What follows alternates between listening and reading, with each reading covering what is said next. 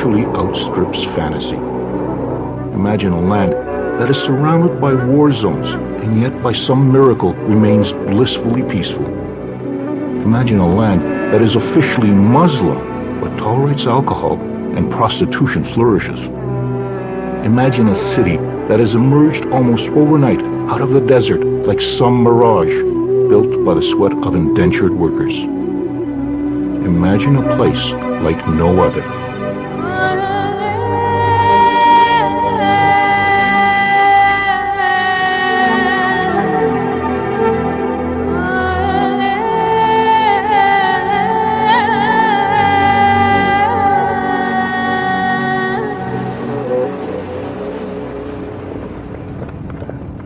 It's unusually quiet this morning at the old camel racetrack in Dubai.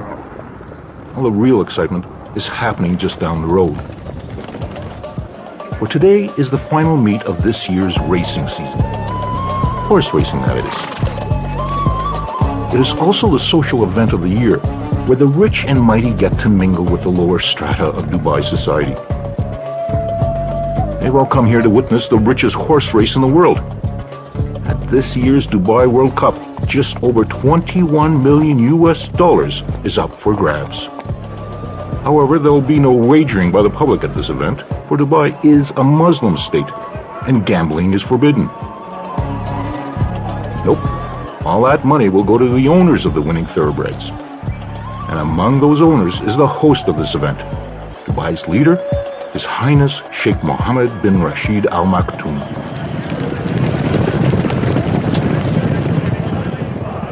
Sheikh Mohammed is arguably the biggest gambler here today.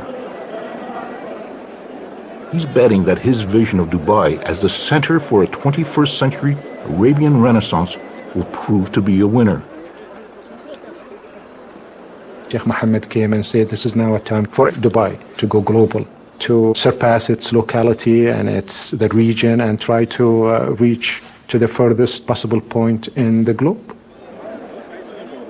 To help fulfill his vision, Sheikh Mohammed turns to the male members of his ruling Maktoum family. They help run what is known as Dubai Inc. For Dubai functions like a family business, but a family business whose CEO is not afraid to take risks.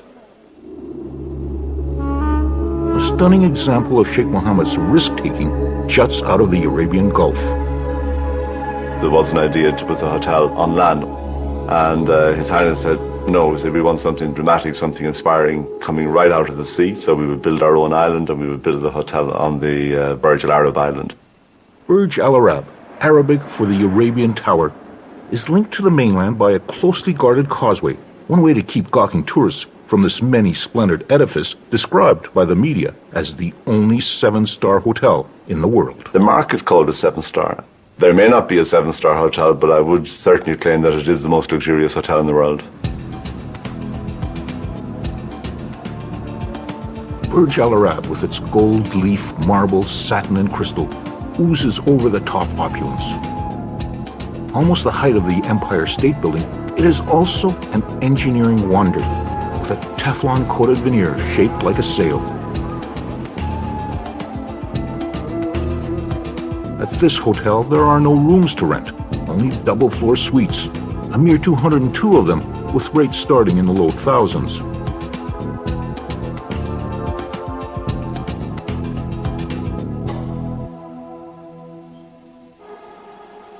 Everything is done to pamper the hotel guests. From the personal butlers, who are on call 24 hours a day, to a fleet of hotel courtesy cars. Well, not just any fleet. For after all, this is Sheikh Mohammed's very own dream hotel. Sheikh Mohammed said they have to be white and they have to have blue interiors. So you will notice all of our Rolls Royces, I think we have 16 of them now, including the new Phantoms. They're all white and they all have blue interiors, and that will be very much continue to be the hallmark of the Burj Al Arab long into the future.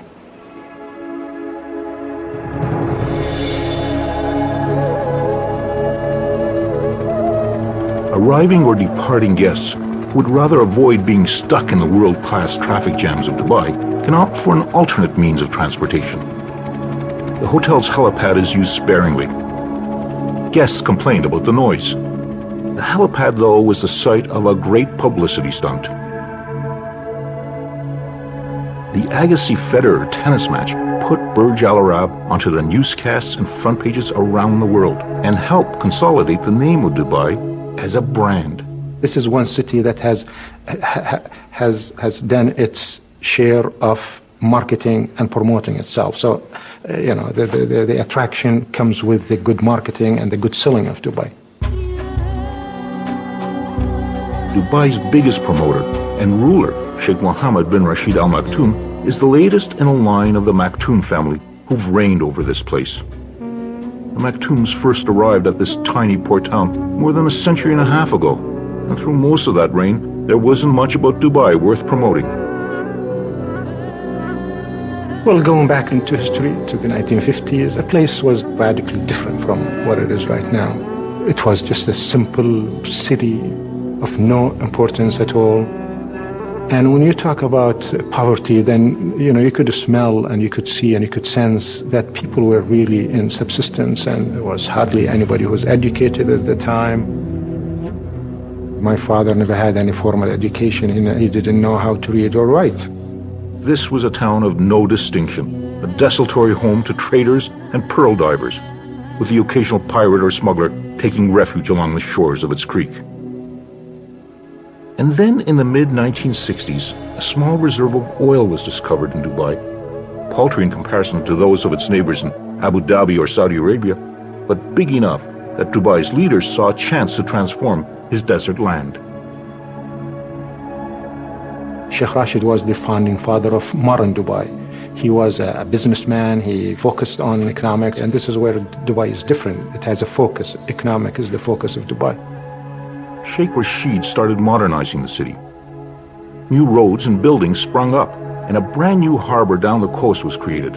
When it opened, it was the biggest man-made port in the world, and gave Dubai its first entry into the record books. In the early 1970s, Dubai joined with 6 surrounding emirates and formed a state called the United Arab Emirates. Of the group, Abu Dhabi might have had the most oil, but Dubai had the drive and ambition. By the 70s, Dubai saw a flood of foreigners turn a sleepy town into an instant city. These early expatriates, or expats as they are known, came mostly from South Asia and surrounding countries like Iran and Iraq. They and all the other expats are here because in this tax-free port city, they see that they can make some real money. So this is a transient place like any ports in the world is. Port cities usually are cities that bring in people on a temporary basis, and after they make it, they go back to their own country.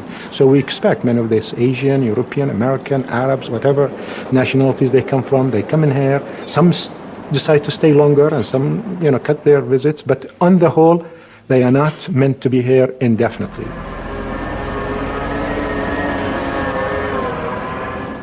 That's certainly what Hans Krauss, an architect from Canada, thought when he arrived in the early 90s. This was going to be a temporary job for him. 16 years later, he's still here. I came in July 91, and Dubai is basically unrecognizable. It's a completely different town. When I come from my place, as you approach Sheikh Zayed Road, you can see the entire horizon like a brown haze, which is the pollution. Hans Krauss is working on a structure that will soar above that pollution and will become the latest addition to Dubai's growing list of superlatives.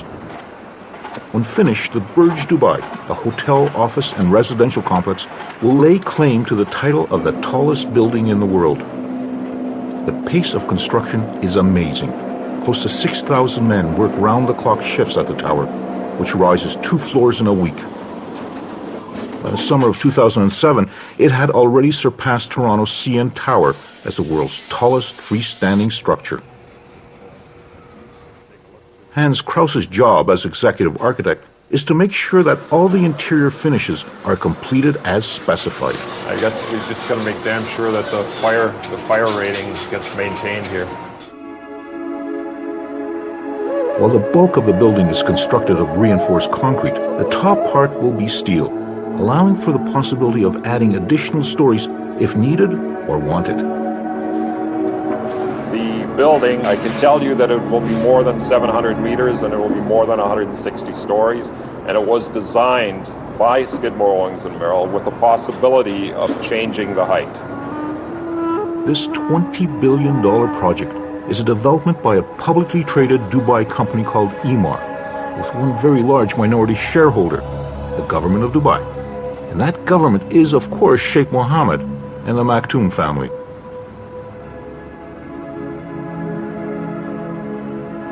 Even before the first level of the Burj Dubai was completed, virtually all the apartment units were sold out in 2 evenings.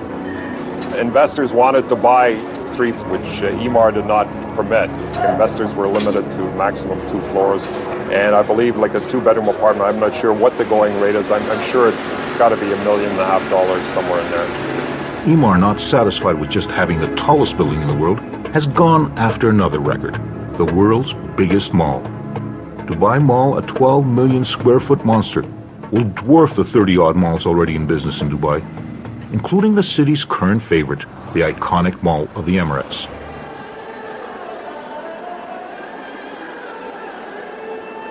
When the shop till you drop crowd tires of trolling through the 450 shops and restaurants, they can check out the temporary kiosks, selling perhaps the most popular item in all Dubai: real estate. The real estate market is red hot. Properties are grabbed up on the basis of nothing more than some models and brochures. Owners flip newly purchased apartments 3 or 4 times before a single grain of sand has been moved. Some are concerned that this property bubble might burst overnight, but that hasn't stopped the buying frenzy. How did you make the money? I bought it at 750. Oh, very good. And now they will increase next month? I will not buy. I bought 3 already. It's enough. I know. No, I mean, next month they will increase 5%. Yeah, I know. In 2 days. Dubai is known as one of the fastest growing cities in the world.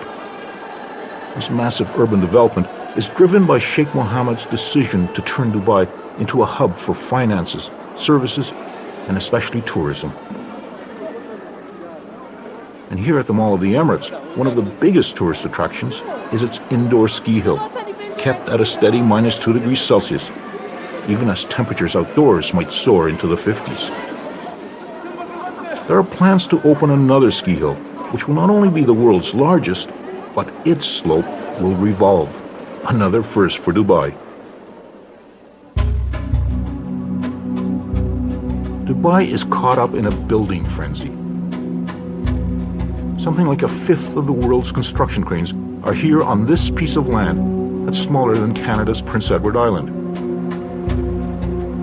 While the construction cranes of the giant building developer Emaar jostle for space in the skies over Dubai, there's another development company jostling for other bragging rights in this land that craves superlatives. A company known as Nikhil is behind the extraordinary man-made island developments visible from space as they emerge out of the Arabian Gulf. It is a construction conglomerate that is ultimately owned by Sheikh Mohammed and the Maktoum family. Yeah, that's exactly. So we can actually Among the senior management at Nikhil is a Canadian. Robert Lee was recruited from Vancouver, where he worked on some of that city's largest property developments. The biggest difference that anybody goes through when they first come here is a sense of timing. The typical real estate development in North America and other places would take between 5 to 10 years. Here, it's 3 years. So everything you do is a lot compressed, and you got to do it fast. As quickly as building plans are announced, they are gobbled up by voracious buyers, eager to indulge in Dubai's real estate banquet. And by far the most coveted properties are those that have some view of the sea. If you look at Dubai from one end to the other end, it's about 65 kilometers of shoreline. That's it. So the mandate was to create additional beachfront land because water is considered life. So we have this. In the beginning, we actually created an island like this. I was saying, hey, this looks great. But what we've been mandated is, no, create the land that has a maximum linear frontage of water. So do it this way. So doing this way, you actually create waterfront real estate that's much greater than anything you can imagine. Sheikh Mohammed was behind the plan to move desert rock and sand to the sea. Another plan was to move the sea to the desert. Although it's middle of the land, the developer Nakhil has pumped seawater into this area, and every house actually has a waterfront view. One of those houses with a waterfront view belongs to Robert Lee. When this house was first marketed, this was just nothing but desert, and it was marketed about $700,000. We're sitting on a quarter acre. House is about 5,000 square feet, so it's considered a state lot.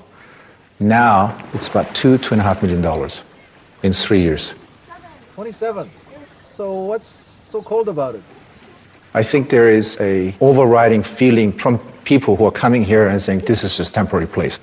I am here just to make money, 2, 3, 4, 5 years, and I'm going to be out of here. When my bank account reaches a certain level, that's it, I'm back. For many expats, Dubai is like some kind of economic oasis, a place to stop briefly, replenish the bank account, and then move on. Sometimes I feel somewhat lonely and then think about our families in Vancouver. So my heart is always in Vancouver. I really want to go back. Yeah. That's why we go back every summer. I really want to go back for good.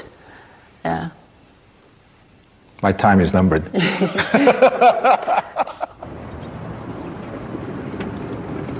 A near constant replenishment of expats is vital for Dubai to survive. The locals, the Emirati, are less than 20% of the total population. Someone has to do the work. For the most part, Emirati can lead a very privileged life. They benefit from an elaborate welfare system. If they want to, they can have free education right through postgraduate school, subsidized housing, incentives to marry a fellow national, and the opportunity to get government jobs. The uniform for males of this leisure class is the traditional robe known as a kandura. Expats call it a dishdash. Today, some 30 Emirati have set aside their kanduras and put on the uniform of a cadet pilot at Emirates Airline. Most of Emirates pilots are non-Emirati, so this is a very special graduation, attended by the Vice Chairman, Maurice Flanagan, and the Chairman, Sheikh Ahmed. He's also the uncle to Sheikh Mohammed. They were both there at the very beginning of what has become today the fastest growing airline in the world. It was in 1985 when Sheikh Mohammed decided Dubai needed an airline. He gave $10 million to start the airline and said, don't come back for any more. And don't expect any of that protection against competition, because that's not what we do in Dubai. The open skies policy will stay. He was so wise. But his best gift to the airline was to appoint Sheikh Ahmed, who was only 25 at the time, as chairman. You know, I have a boss actually who always tell me, if you wake up in the morning, things will be positive, then the whole day will be positive. So actually, we do get a lot of encouragement from him to go ahead. He always said people sometimes can make mistakes. We always calculate risk. They've helped turn Emirates Airline into a major player in the aviation world. It has on order more new Airbuses and long-haul Boeing planes than any other airline. It's a Maktoum family business, which makes it rather special. It's got to be good, look good, and make money. Dubai has become virtually overnight a mecca for tourists, even though it is situated at the edge of a variety of war zones. Attracted by the beaches and various Disney-esque entertainments, Dubai's biggest draw remains shopping. Even the airport terminal is turned into a shopping emporium where kitschy Middle East knickknacks compete with kilo bars of gold for the tourist dollar. And expectations are that by the year 2010, 15 million tourists will come to Dubai. Strategically located, it's also becoming a major link to the booming Asian and South Asian markets. We're trying to make Dubai the hub for the region. We are courageous to do things here in Dubai on such a big scale. When we announce it, it makes the news in the rest of the world.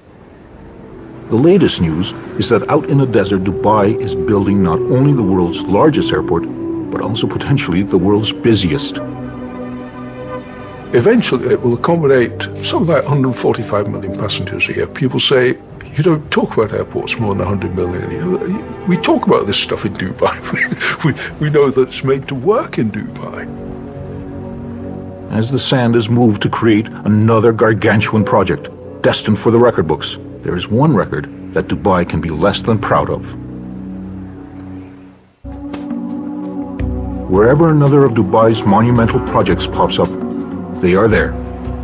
They are the muscle that pours the concrete, moves the sand, ties the steel rods. They are the manual laborers who are behind the construction boom of Dubai. They come from India, Pakistan, Sri Lanka, Bangladesh, and China. There's almost 1 million of them, and they're here for one reason only. They're trying to earn more money. You can't get this much money in their home country. After their shift change, they are shuttled in buses back to their work camps, like this one at Sonapur, a word that means city of gold in Hindi. But this city of gold is somewhat tarnished. 150,000 men are jammed together to eat, wash, and sleep in overcrowded dorms. He wakes up at 4:30 in the morning, cooks his breakfast, and by 5:30 takes a shower and all, gets ready. By 5:30 they start for their work site, and the whole day he works out there. By 6 o'clock and starts back for home, and the time they reach home, maybe sometimes 8 o'clock. After getting back, they wash their clothes and again cooks for the dinner, and then they go to sleep. Recently, workers have begun to protest the wages, the safety standards, and the poor treatment they get from the companies they signed up with. In 2006, Human Rights Watch described the construction workers as deportable forced labor and condemned the Emirates for cheating workers. Demonstrations and strikes have shaken authorities, and they're beginning to crack down on those companies who don't follow the rules. There's even some talk that unions might be permitted, but only if Sheikh Mohammed approves. For now, it's business as usual for the workers toiling beside the Burj Al Arab. Sheikh Mohammed must have agreed to another beach development. The announcement to the surprised locals came in the form of a wall cutting them off from the existing public beach. We have this beautiful public beach. They decided to build a hotel. You know, here it's all about hotels. So they just blocked this beautiful beach and they put a wall. On weekends, Melanie Janelle comes down to skate along that beachfront. She has a passion for skating. In Montreal, she was a figure skater, almost making it to Canada's national team. And just as it is in Canada, skating outdoors here turns out to be definitely a seasonal pastime. During summer, it's so hot that if you want to do sport, you have to do it in the morning, 6 o'clock in the morning, because at 7 o'clock, it's already like 40 degrees, so you just forget about it. I've been here for 1.5 years. The first year was quite difficult to find a place where to live. I rented a villa not really far from the beach, and I have 4 roommates. We are 3 Canadian, 1 French guy, and 1 British girl, but all engineers. It just happened that, we just get along, so we decided to live together. Melanie works as an engineer, debugging computer glitches connected to piloting helicopters. It often requires some hands-on testing. When I want to test my system or the new fix I did, I need to fly it. So that's the reason with a bit of practice, and I learn a bit by myself. I never flew in a real helicopter, never. Maybe one day.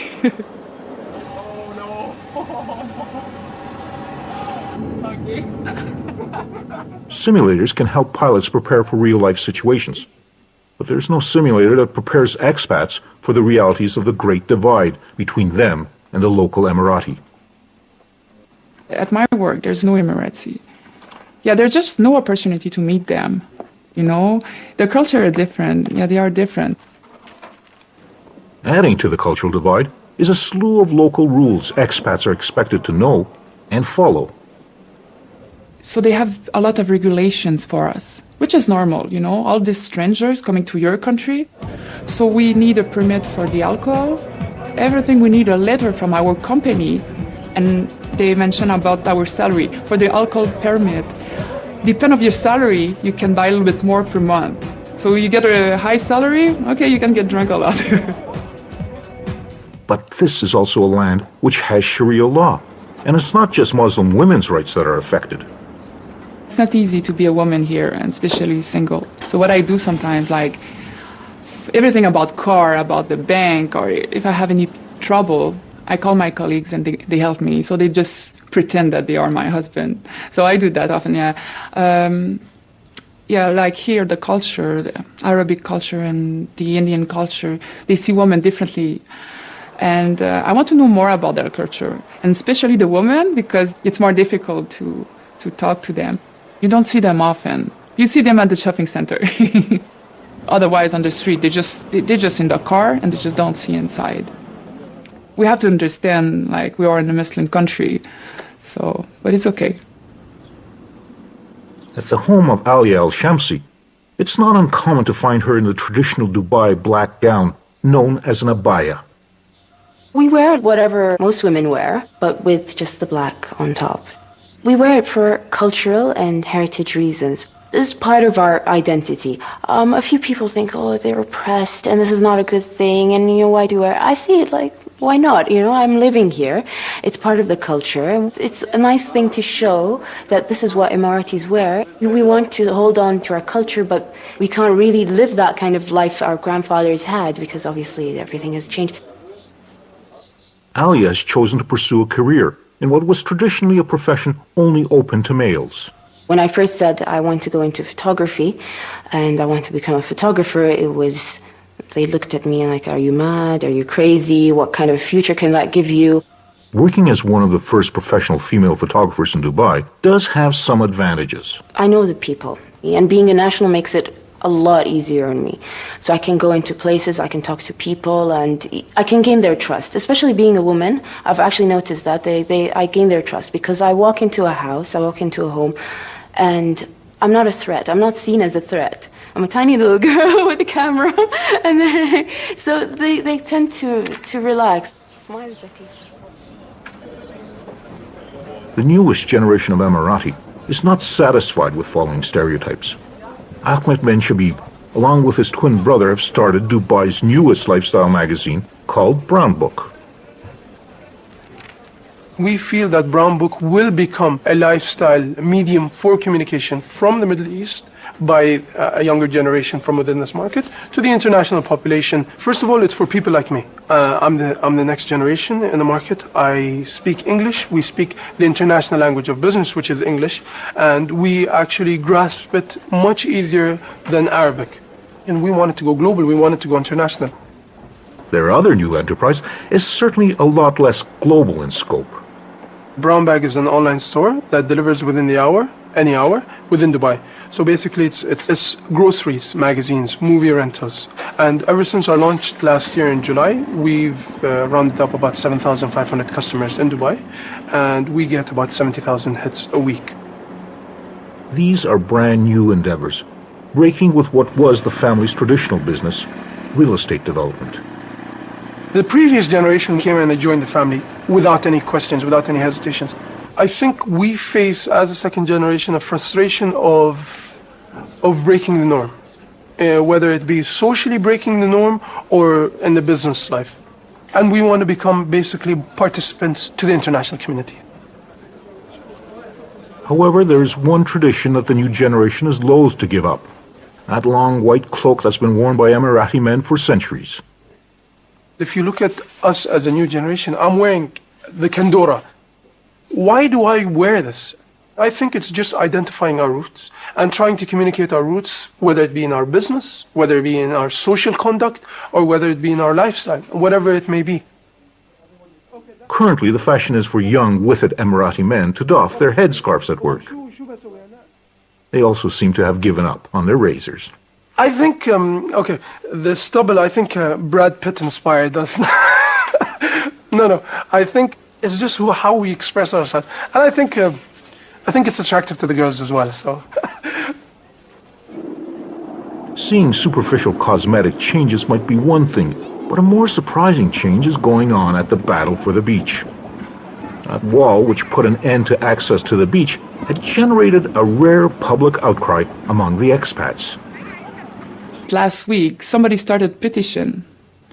And, on internet it can go really, like, a lot of people sign. And I signed. I sent that to all my friends. And lucky we are, they decided, okay, we're going to stop this. They will remove the wall. And then all the expats will be able to go again on the beach. It seems that the man with the unelected supreme authority, Sheikh Mohammed, had actually listened to the people, even if they were just expats. Dubai has become a magnet for the young and ambitious from around the world, drawn by the lure of opportunity and money. It's basically all expats here. So I live here, and this is just one room. Basically what I've got here, I've got my bed. There are 2 side tables. It's a furnished room. And I've got a chest full of my clothes and a fridge. And there's a bathroom on the side. This costs me 5,500 dirhams a month. And I think that's equivalent to about $1,800 Canadian. Devinder Rowe is 31 years of age. After working for 6 years in the pharmaceutical industry in Canada, he's come to Dubai looking for something else. I left a perfectly good position back home, and I'm getting interviews in the real estate sector, in the engineering sector, because they need people. From a professional perspective, there is no better place, I think, in this world to come than right here, right now. And that's why I'm here. People come here when they're single, they can take a chance. They can take a chance on their career, on their professional life, and their personal life. People come here for 2 years, 3 years, and they want to go home. So they work very hard here, but they play very hard. And it's amazing. It's extremely expensive. They're out and about, meeting people at the same time. They realize that they're going to go back to a regular life. It is a hedonistic lifestyle. Money is one side. The other is how attractive you are. And if you're not decent looking, then you don't represent a good image for any company. Apparently now all these plastic surgery, everything is moving here. Everybody's good looking. You go out to the bars and everything, everybody's fit because people are so conscious of what they look like. I find everybody is attractive, except me. With so many South Asians working and living in Dubai, a place that some call the best-run Indian city in the world, Devinder should by rights fit right in. I'm visibly Indian, visibly Sikh. People treat you a different way. You go into the shopping malls, you go into the stores, and you're always the second to be attended to. If there's a local in the area, then they're always the first to be, helped. One time I was ordering food, and the food was basically right at the front, ready to go. He was going to bring it to my table, and a local came in, said he can't be served before I am, and kind of moved me aside, and he sat down. They didn't give me my food. They couldn't give me my food until he was served and eating. The Emirati are acutely aware that this tsunami of foreigners is having a profound impact on them and their lives. Many of us, the majority of us, let me say, do not like the fact that we are becoming a minority in our own country. And I think this is one of the negative side effects of this massive growth, this double-digit fast growth that the city has gone on to. So there is a problem because we are becoming something like a 20% in our own country, and it's not a good feeling. Many nationals, they would feel that they are strangers on their own land, especially if they go to the old quarter market. If you go sea of different nationalities, an Arab wearing a traditional cloth will be just a drop in that sea. Some of the aspects also that affected the cultures, the moral behaviors. One would see if he's going with his family to the seaside, that there are certain ways of dressing that are not suitable and contradicts with our religion, with our culture, but it is there. We feel sad that no one says anything about it. It's all the more difficult to speak out since Sheikh Mohammed has decreed that one of Dubai's current priorities is tourism. If you want to be a tourist hub and you want to be a tourist center, you have to provide, the niceties of life. And I think that's just part of it. Anywhere you go, Dubai or London or any big cities, there are, nightlives, and there are good lives, and there are, it's the soft side of life. And you have to, to attend to that too. With the exception of drugs, internet porn, and drinking and driving, Dubai seems remarkably tolerant of most vices found in the West, including prostitution. But not everyone is happy about it. Of course, it's an offense to see a prostitute either walking the street or being in the hotel, or dressing or calling her clients publicly, and it's outrageous to find such a thing in Arab and Muslim country. One nightclub had become particularly notorious. Every night, up to 600 women from former Iron Curtain countries in Asia, officially here as kindergarten teachers or domestic help, would show up to work the night shift. No one is saying why it suddenly closed its doors, but prostitution continues to thrive, even though it is officially illegal. And if that's what attracts the expats and what makes them feel comfortable, and if that's their business and if that's what they want to do, so be it, This is not an invitation for the Muslims to be corrupted. If they don't want to touch these places, there are plenty of mosques, there are plenty of prayer places that you could go to. So you don't have to go to the bars and to the nightclubs and to the what have you, So I think this is a place that have recognized that diversity is essential. Non-Muslims are allowed to practice their religion. Virtually every Christian denomination has a house of worship. There's even a temple that Sikhs and Hindus use, but still no synagogues. And it's still officially forbidden to enter the country using an Israeli passport, although there are no prohibitions against Jews traveling to Dubai.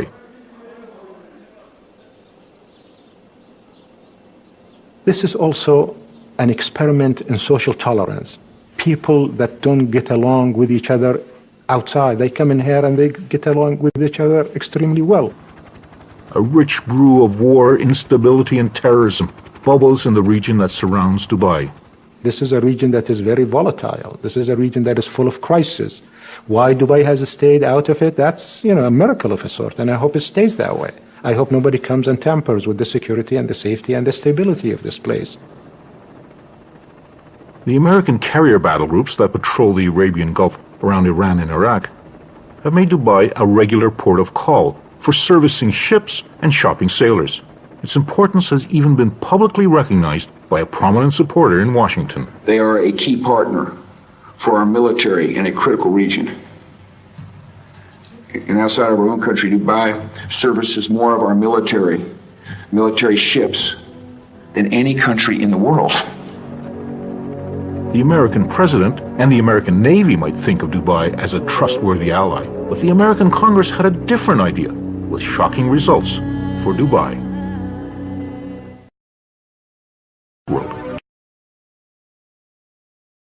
Deal.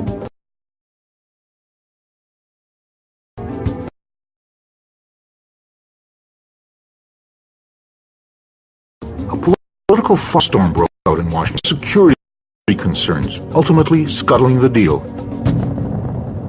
Honestly, we have been disappointed. We really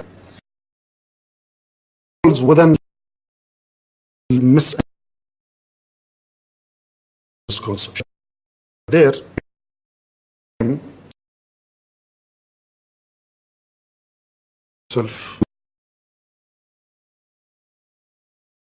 West.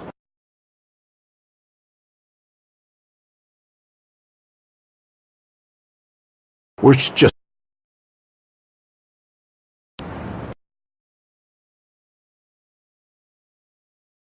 office here.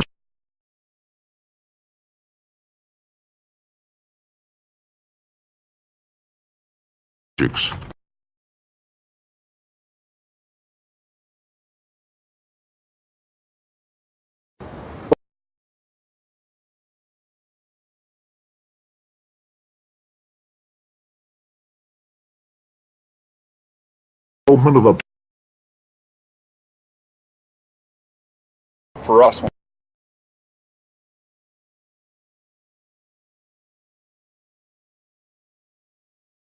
marina.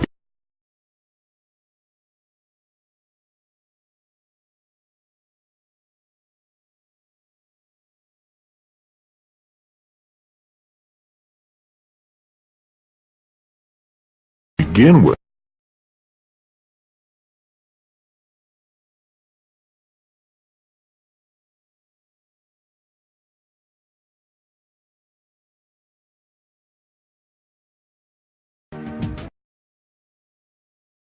Whatever is a big risk. Was the ruler speeches to us, to a smaller group, he said, one upon a time, I, as a leader, keep Dubai the way it is, a traditional estate, or take a totally different direction and take the risk.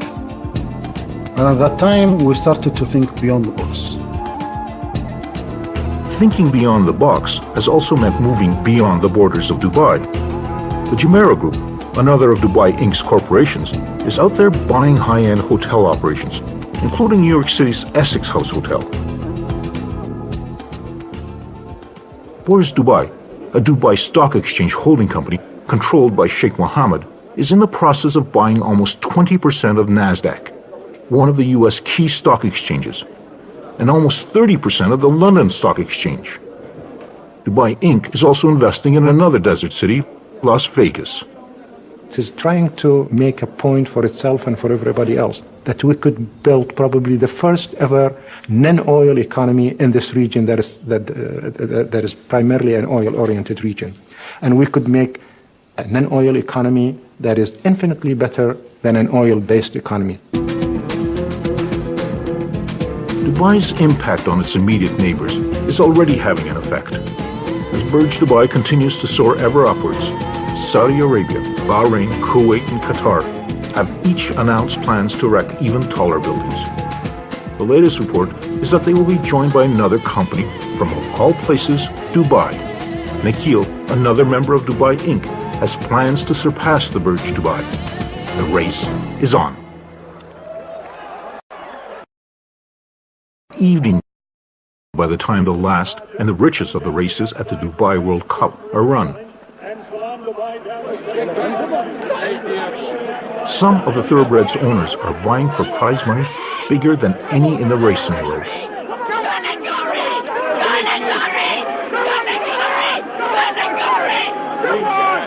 But Sheikh Mohammed is betting on something even bigger, a city-state unlike any in the world today. I think this is the kind of tolerant, modern, acceptable Islam that prevails in here. And this is Islam that goes along well with modernity, goes along well with globalization, that is not extremist or fundamentalist in any way, and I hope this is the kind of Islam that is spreads around.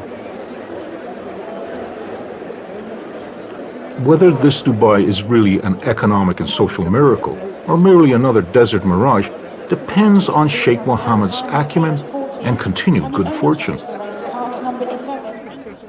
And unfortunately for Sheikh Mohammed, this year's winning purse of $6 million was not won by him.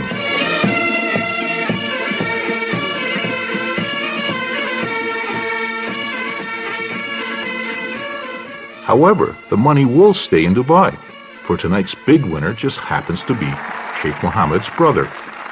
One way or another, Dubai Inc. looks like it's still on a winning streak.